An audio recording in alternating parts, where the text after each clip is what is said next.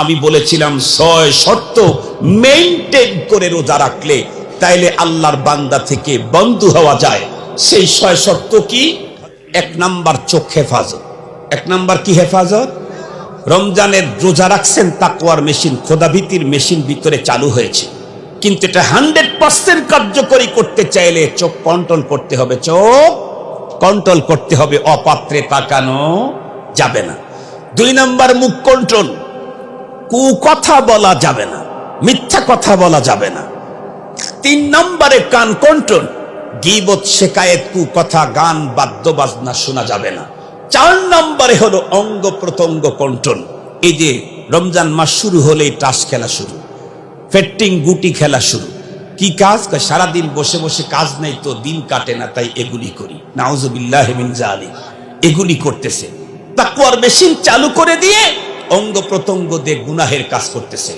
5 number, এত কিছু করলেন, চোখ কন্ট্রোল, মুখ কন্ট্রোল, কান কন্ট্রোল, বডি কন্ট্রোল, এই সবগুলার গেট বন্ধ। এরপরেও আর একটা কাজ করতে হবে। কি? সাহারি আর ইফতারে খেতে হবে হলো হালাল খাবার, এটাও কন্ট্রোল।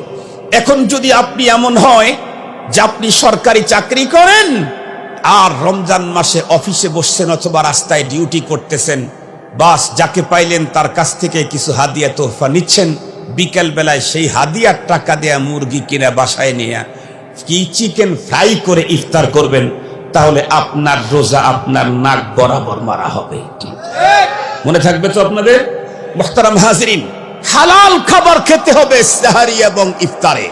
6 নম্বর, এত কিছু করার পরেও অন্তরের ভিতরে থাকতে হবে এক বিশাল ভয় এবং অত্যন্ত ইজ্জ ইনকিসারি। আল্লাহ, যেইভাবে তুমি রোজা রাখার বিধান দিয়েছিলে আমার দ্বারা তা হয় নাই, এটা ভিতরে থাকতে হবে।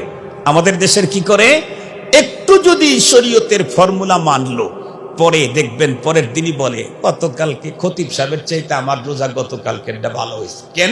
খতিব সাহেবকে দেখলাম তার বাচ্চা কাচ্চা নিয়ে মার্কেটে গেছে, আর মার্কেটে গেলে তো মেয়েরা আছে, ওনার চোখের দরজা খোলা ছিল, ওনারটার চেয়ে আমারটাই ভালো হয়েছে।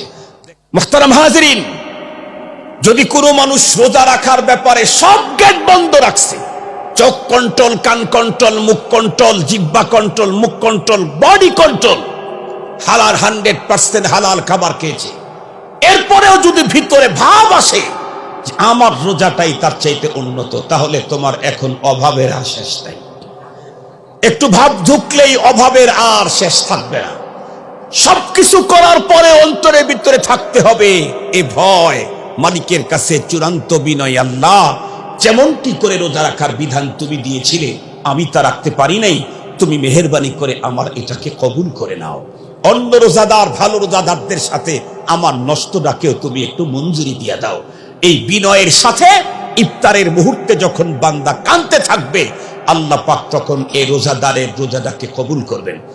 ঘরের দরজা জানালা সব খোলা রেখে এসি ডাবল চালাইলেও যেমন ওই এসির শীতলতা 100% পাওয়া যায় না, চোখ, মুখ, নাক, কান, বডি খোলা রেখে হারাম খেয়ে এরপরে ভিতরে ভাব দিয়ে রোজাদারের ভাব দিয়ে রোজা রাখলে এই লোকের রোজা দিয়ে কখনোই তাকওয়া অর্জন হবে না। আল্লাহ পাক আমাদের সকলকে 6 শর্ত মেনে সিয়াম সাধনা পালন করে আল্লাহর বান্দা থেকে বন্ধু হওয়ার তৌফিক দান করুক। ওয়া আখিরু দাওয়ানা আলহামদুলিল্লাহি রাব্বিল আলামিন। আসসালামু আলাইকুম ওয়া রাহমাতুল্লাহি ওয়া বারাকাতুহু।